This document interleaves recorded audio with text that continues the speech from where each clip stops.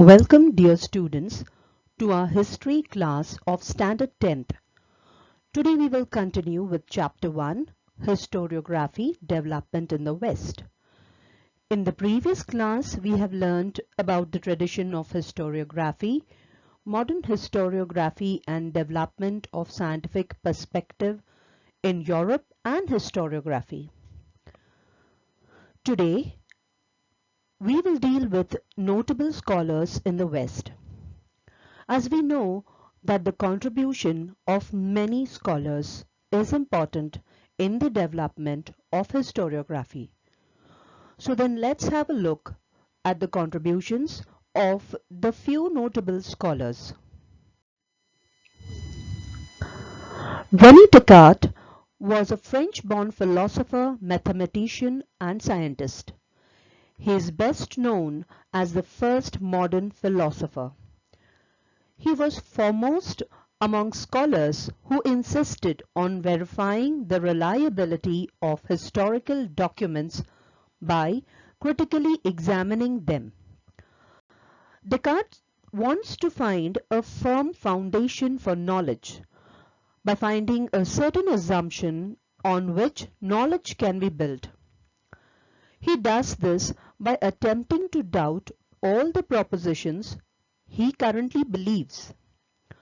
From his book Discourse on the Method, one of the rules was never to accept anything for true which he did not clearly know to be such.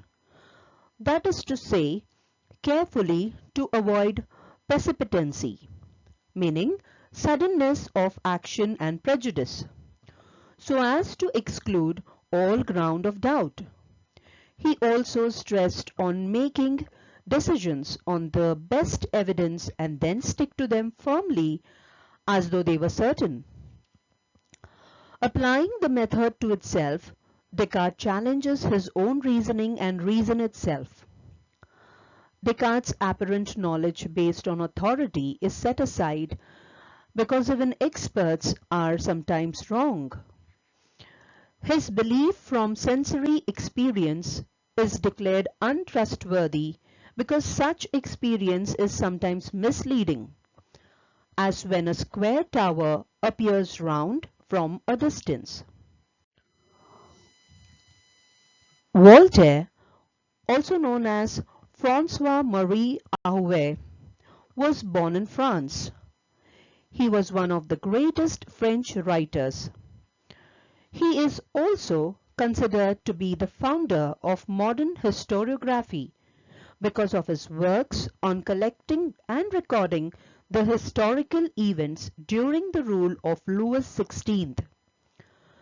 His known works include The Historical Study, The Age of Louis XVI. He was one of the first people to record historical events in modern history. For him, it is important to consider all the aspects of human life like social traditions, trade, economy, agriculture, etc., and not just the historical truth and chronology. By far, the most influential philosopher of history in the early 19th century, or maybe ever was, Georg Wilhelm Friedrich Hegel. Hegel completely agreed with the Romantic idea that nobody can escape from his own time to take a position outside of history. The way we think, the way we are, is shaped by our history and our culture. We can only think that fits our current time. At the next stage of history, people will think differently. So we cannot or should not hope the philosophical or scientific theories that we come up today will remain acceptable till all eternity. As history progresses, any thought will be discarded and replaced with something new. Hegel believes that history never repeats itself. Every stage of history is new and unique. Hegel tells us to observe the following pattern when we look at the history of politics. For Hegel, history moves forward in what he called the dialectical way. Dialectic is a philosophical term made up of three parts: a thesis, antithesis, and a synthesis. Both the thesis and antithesis contain part of the truth. They are also exaggerations and distortions of the whole. And so they need to clash and interact until their best element find resolution in a synthesis. In Hegel's born era, the stifling, unfair 18th century system of traditional monarchy was abolished by the French Revolution. But what should have been the peaceful birth of representative government ended up in the anarchy and chaos of terror. This in turn ended up in the emergence of Napoleon, who resorted to bring peace, but became a military brute trampling on the liberty he had professed to love. Only after 40 years and much bloodshed did the modern balanced constitution emerge, an arrangement which balanced up the popular representation of the minority. Hegel reminds us that the dark moments aren't the end. They are a challenging and even in some ways a part of an antithesis that will eventually find a wiser part in synthesis. We can now see what he means in our political history. From our current point of view, we can understand why it is logical that society went through these three stages, and in this order. The structure of thesis, antithesis, and synthesis is everywhere. The collection of his lectures and articles is published in a book entitled Encyclopedia of Philosophical Sciences. His book Reason in History is well known. Every historian has heard of Leopold von Ranke, who was one of the most influential historians of the 19th century. He was a leading German historian of the 19th century who is considered to be the first professional historian. Before von Ranke, there weren't professors of history. In universities, people were schooled in classics, philology, humanities, and philosophy. History was not separated from those professions. Ranke basically created the first history program at a university. Now you have to understand universities are important research institutions. He emphasized on what is called scientific history. He gave critical importance to primary sources which could reveal dates, events, etc. It may not be entirely complete, but you could grasp the past essence. So, he would send his students to find primary sources and bring them back rather than reading the classics. Von Ranke wanted to explain history on the basis of facts that could be established through text or artifacts. He was trying to establish some scientific grounding for the study of the past, where you could gather empirical facts that could be tested and checked and agreed upon, and then you could put them together properly. He believed that you can't imagine the past. You need to find the past in the sources. You need to find proof for everything beyond the historian's mind.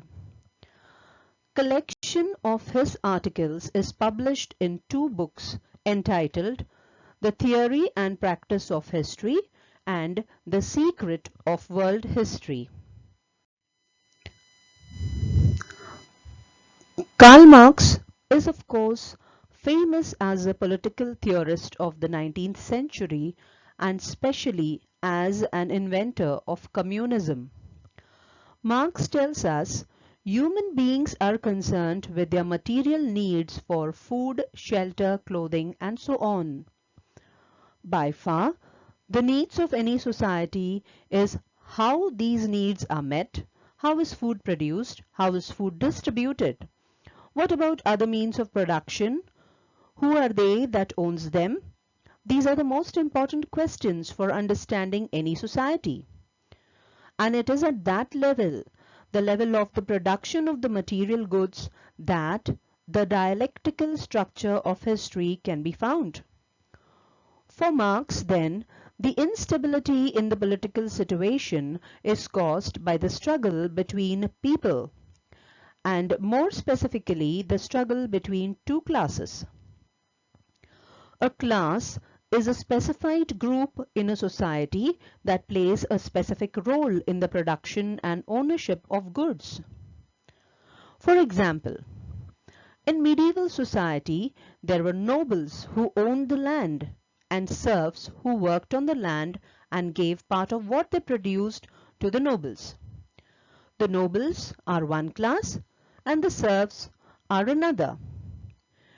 In Marx's own time, there were two groups of people, the owners of the means of production and the working class.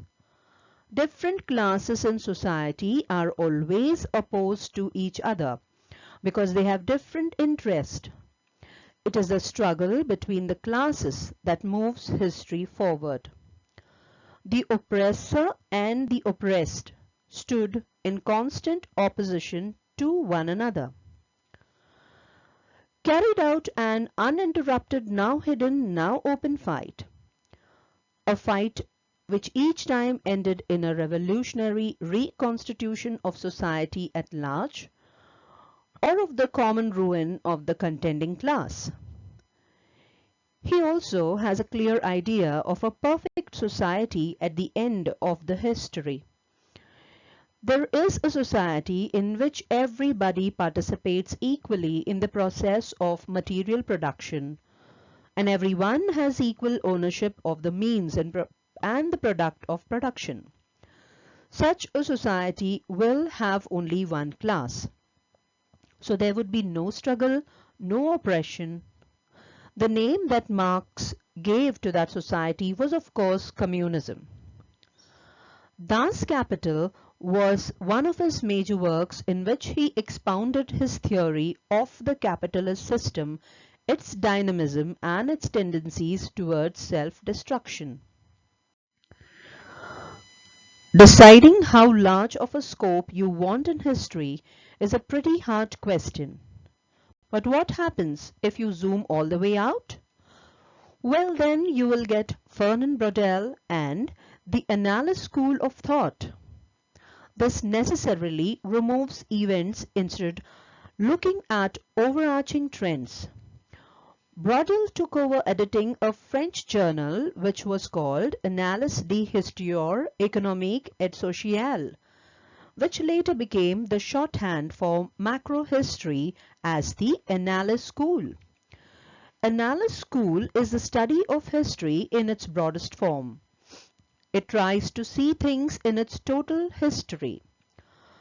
Under Fernand Braudel's direction, the Annales school promoted a new form of history, replacing the study of leaders with the lives of ordinary people, and replacing examination of politics, diplomacy, and wars with inquiries into climate, demography, agriculture, commerce, technology, transportation and communication, as well as social groups and mentalities. While aiming at a total history, it also yielded dazzling micro-studies of villages and regions. Its international influence on historiography has been enormous. In the 19th century, women's history would have been inconceivable because history was so closely identified with war, diplomacy, and high politics, from all of which women were virtually excluded. There was a time when women were burnt as witches simply because they were beautiful. 4 years after women in France got their right to vote, President Charles de Gaulle had launched a campaign to repopulate, telling women to stay at home and take care of babies. Feminist historiography refers to the rereading of history from a woman's perspective. Simone de Beauvoir, an icon of feminism and one of the great philosophers of the 20th century, spoke about how women are being punished for their gender. French philosopher Simone de Beauvoir knew that this exactly was the cause of women's disadvantage. As mother, they did the work of parenting and domestic labor. When they returned to work, it would be part-time and poorly paid, and they still had to do all the housework. The Second World War had balanced the power between nations but not between genders. Inevitably, the ambition to write history from the bottom up and to bring into focus those marginalized by previous historiography inspired the creation of women's history. Many women worked as unpaid research assistants and co-writers for their husbands, and it is doubtless that they were deprived of credit for being historians in their own right. Since it was still possible in the 1950s to doubt that there was enough significant evidence on which to develop women's history, it is not surprising that some of the earliest work was what is called contribution history. It focused historical research, in other words, on the illustrious actions of women in occupations traditionally dominated by men. The other preoccupation was the status of women at various times in the past. This was customarily evaluated in terms of comparative incomes, laws about ownership of property, their role in trade unions, institutions working for their cause, their family life, the degree of social freedom allowed within marriage or to unmarried women. Feminist historiography seeks to change the nature of history, to include gender into all aspects of historical analysis, while also looking through a critical feminist lens. In the historical writings after 1990, women were portrayed as an independent social class. Michel Foucault was a French philosopher and historian, one of the most influential and controversial scholars of the post Second World War period, that is late 20th century. Michel Foucault called his method the archaeology of knowledge because he recognized the fact that history based on the chronological event is not the correct way to form history. It is about the changes or the transformation which takes place in the past, which archaeology explains. Archaeology is a term Foucault uses during the 1960s to describe his approach to writing history. Archaeology is about examining the discursive traces and orders left by the past in order to write a history of the present. In his book, Archaeology of Knowledge, Foucault argues that history of science is not one smooth, long trajectory towards more and more knowledge. Instead, there are some changes or ruptures. According to him, we, or the historians, put way too much emphasis on the subject, that is, on the individual human being, on his beliefs, desires, decisions, and so on. For instance, if we want to explain why Germany lost the Second World War, we tend to favor explanations in terms of decisions made by important leaders like Hitler and Churchill. Germany lost the war because Hitler had a mental breakdown and made foolish decisions. That's the kind of theory we can easily comprehend and that we find satisfying. But it might not be the best explanation. Would Germany really had won with a different leader? Perhaps. The large-scale economic, geographical and political factors which basically predetermined that Germany would lose. Maybe no individual, not even Hitler, made that much of a difference to the outcome. Explanations in terms of impersonal forces kept you abstract and unsatisfying. But they might be closer to the truth than explanations in terms of individual subjects. At the end, Foucault seems to suggest that age-old concerns for truth, knowledge and freedom are not illusory or naive. Rather, the separation of knowledge and power is impossible. That human fulfillment involves critical understanding of those relations. His last publications dealing with Greek and Roman antiquities and his thematic interest, medicine, psychiatry, penology, that is the study of the punishment of crime and of prison management, and language, aim to address fundamental human issues. Here he seeks to approach the most pressing issues penetrated by moral constraint. He aims, perhaps like Freud at his best, to identify the limits of what humans can address, what is last considered, what is at the same time most central. He aims to deal with the unthinkable. So my dear students, the scope of historiography thus kept continuously expanding.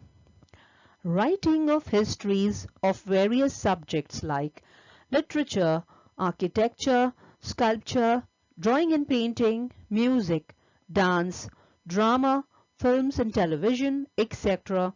came into practice. That's all for this class. Thanks for watching.